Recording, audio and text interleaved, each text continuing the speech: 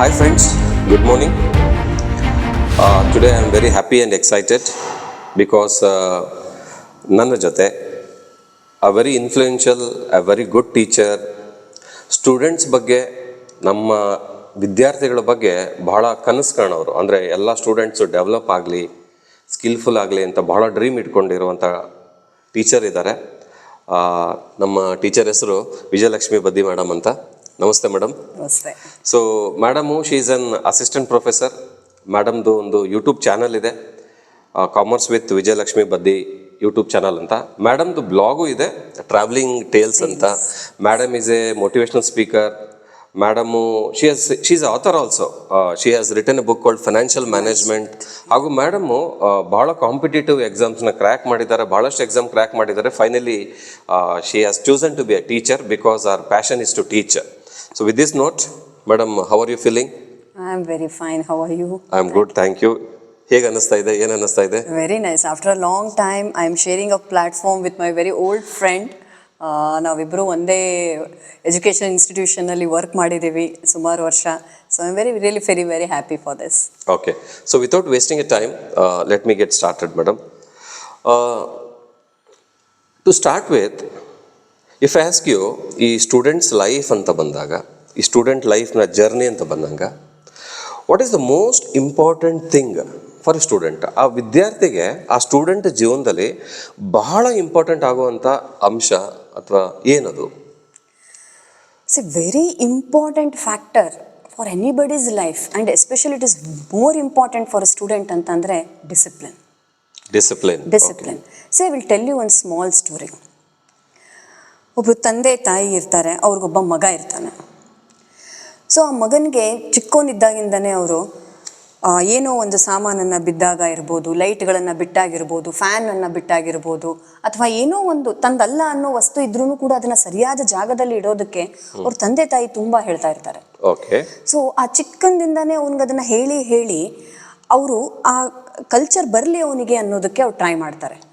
But ಆ ಮಗುಗೆ ಅದು ನೆಗೆಟಿವ್ ಇನ್ಫ್ಲೂಯೆನ್ಸ್ ಆಗ್ತಾ ಹೋಗುತ್ತೆ.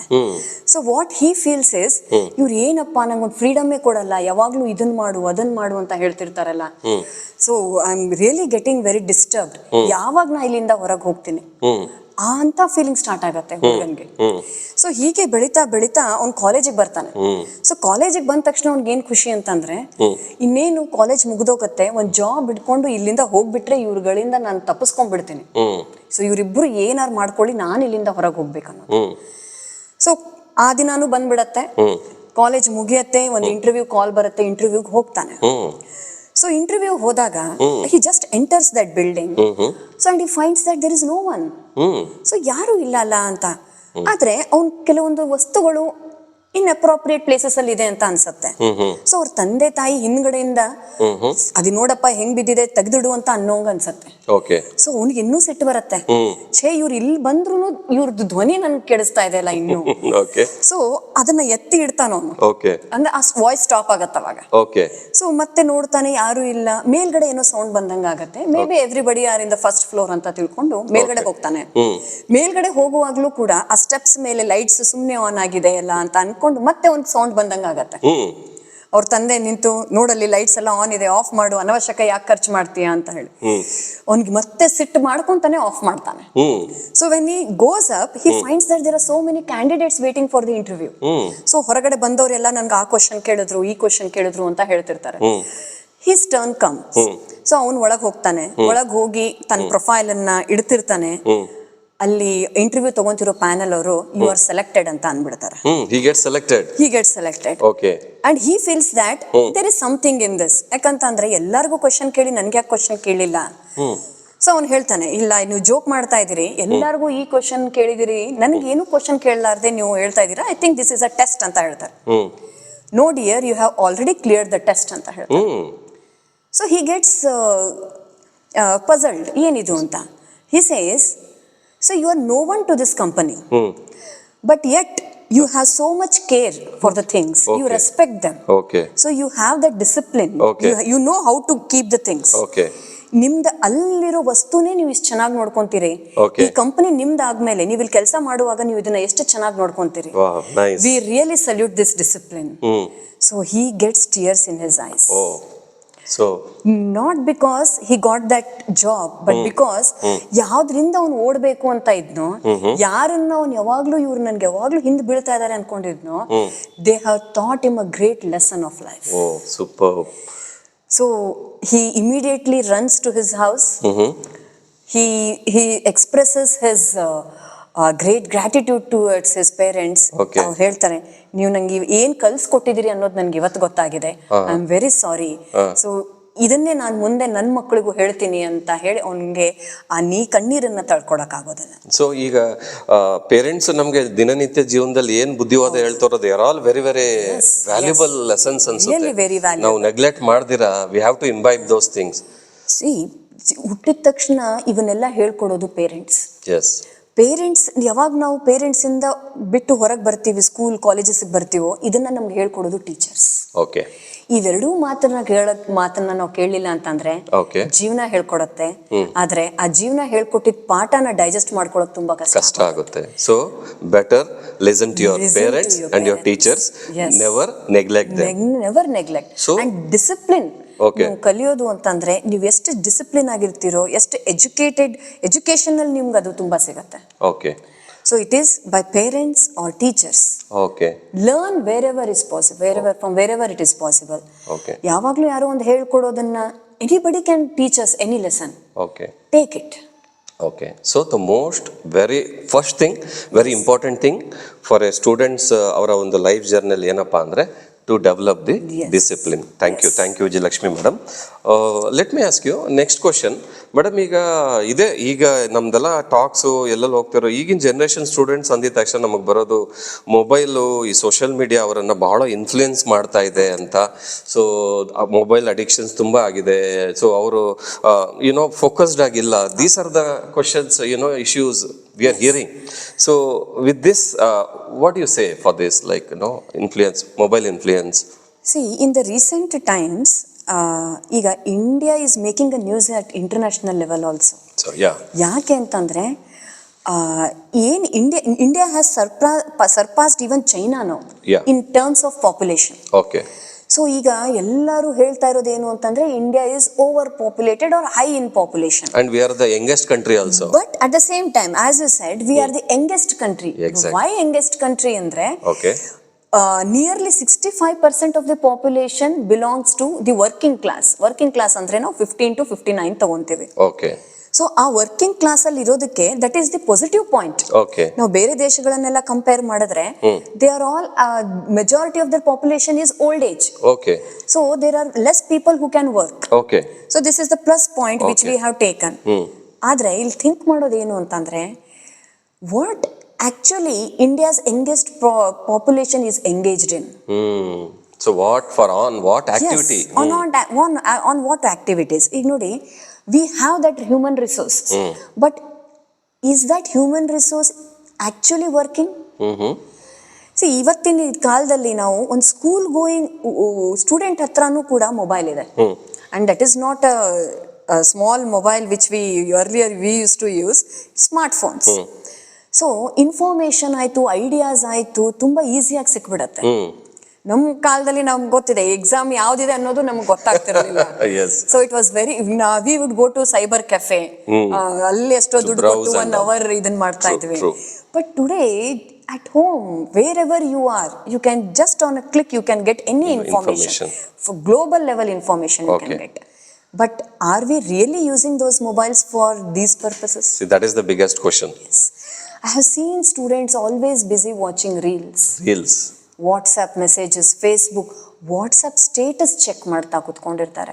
And they don't know how this 2-3 hours just pass by doing that. So 2-3 hours per day of this age life is being missed just by watching reels. True. So that I think really is the matter to concern. We have the youngest population who are busy watching reels. Then how can it be an asset to the country? Exactly. See, how we have come up, where we have taken birth, that we cannot change. But definitely we can change our lives. So we have that. Yes. Okay. See, every person is responsible for what he is today. Okay. ಯಾಕಂತಂದ್ರೆ ನಾವು ಹೇಳ್ತೀವಿ ಬೆಳೆಯುವ ಸಿರಿ ಮೊಳಕೆಯಲ್ಲಿ ಅಂತ ಹೇಳಿ. ನಾವು ನಮ್ಮ ಮನಸ್ಸಿನಲ್ಲಿ ನಮ್ಮ ಮೆದುಳಲ್ಲಿ ಏನ್ ಬೀಜ ಇವತ್ತು ನಡ್ತೀವೋ ಅದರ ಫಲಾನೇ ನಾವು ನಾಳೆ ಸಿಗೋದು. ಇವತ್ತು ನಾವು ಇಷ್ಟು ಟೈಮನ್ನ ಮೊಬೈಲಲ್ಲಿ ಎಂಟರ್ಟೈನ್ಮೆಂಟ್ ಪರ್ಪಸ್ಗೆ ಯೂಸ್ ಮಾಡಿ ನಾಳೆ ನನಗೆ ಒಂದು ಒಳ್ಳೆ ಸ್ಥಾನ ಬೇಕು ಅಂತ ಕೇಳಿದ್ರೆ ಅದು ಸಮಂಜಸ ಅಲ್ಲ. So use it very good. Mobile ಕಂಡು ಹಿಡಿದಿದ್ದು ಆಯ್ತು, ಬಂದಿದ್ದಾಯ್ತು, ಇವೆಲ್ಲ ಒಳ್ಳೆ ಪರ್ಪಸ್ಗೆ. ಆ ಪರ್ಪಸ್ಗೆ ನಾವು ಯೂಸ್ ಮಾಡಿದ್ರೆ really we can change our life. So let us use it for the productive purpose instead of using for the time killers. Yes, ನೋಡಿ ಎಷ್ಟು ಆನ್ಲೈನ್ ಮೆಟೀರಿಯಲ್ಸ್ ಇದೆ, ಯೂಟ್ಯೂಬ್ ಚಾನೆಲ್ಸ್ ಗಳಿವೆ, ಕೋರ್ಸಸ್ ಇದೆ, ಮೂಕ್ ಕೋರ್ಸಸ್ ಇದೆ, online courses ಇದೆ. So there are so many things for which we can use. Okay. ಅದನ್ನ explore ಮಾಡಿ. So madam ಹೀಗೆ ಹೇಳ್ಬೋದಾ, ಈಗ ಈವನ್ ಶಾರ್ಟ್ಲಿ ನಮ್ಮ ದೇಶದ ಪ್ರಧಾನ ಮಂತ್ರಿಗಳು ಹೇಳಿದ್ದಾರೆ we need to become a developed economy by 2047 ಅಂತ, ವಿಕಸಿತ ಭಾರತ್ ಅಂತ. ಸೊ ಅಂದ್ರೆ ನಾವು ಡೆವಲಪ್ಡ್ ಎಕಾನಮಿ ಆಗ್ಬೇಕಂದ್ರೆ ಸ್ಟೂಡೆಂಟ್ ರೋಲ್ ಸಹ ಬಹಳ ಇದೆ, ಅವರ ಪಾತ್ರ ಬಹಳ ಇದೆ. They should understand it, they should understand their responsibility. Okay okay. And they are responsible for their own lives. Yes. So they are responsible for their own lives. So ನಮ್ಮ ಭವಿಷ್ಯ ನಮ್ಮ ಕೈಯಲ್ಲಿದೆ. Thank you. So moving to next question. Yes. ಈಗ ಸ್ಟೂಡೆಂಟ್ಸ್ಗೆ job, employment ಅಂತೆಲ್ಲ ವಿಷಯ ಬಂದಾಗ ಬಹಳ ಸ್ಟೂಡೆಂಟ್ಸು ಎಷ್ಟು ಮಾರ್ಕ್ಸ್ ತಗೊಂಡಿದ್ದಾರೆ ಅದು ಇಂಪಾರ್ಟೆಂಟೇ. ಅದ್ರ ಜೊತೆಗೆ the skills plays a very important role. Most of the MNCs, corporates ಅಥವಾ ಯಾರು ಜಾಬ್ ಗಿವರ್ಸ್ ಇದ್ದಾರೆ, ಜಾಬ್ ಸೀಕರ್ಸ್ ಇಂದ ಏನು ಎಕ್ಸ್ಪೆಕ್ಟ್ ಮಾಡ್ತಾರೆ ಅಂದರೆ they expect that they should have a skills ಅಂತ. So what's your take on that skills? How can they develop, what they should do, etcetera? Yes. See, today's world is highly competitive, and because of the advent of artificial intelligence, many consider it as a threat for the future jobs, provided we are not as competent as it is. So if we know how to use this AI, then definitely we will be the master of it. If not, definitely I think many of them will be losing their jobs. So for here, but I will make even this clear. Every student may not be good at the academics. So marks are just, as we say, whatever degree you are having, though that is important, the actual thing is your skills, your talents. And every student is blessed with talent. Every student is blessed with talent. True. Only thing is he needs to identify it and polish it. You need to identify it and polish it.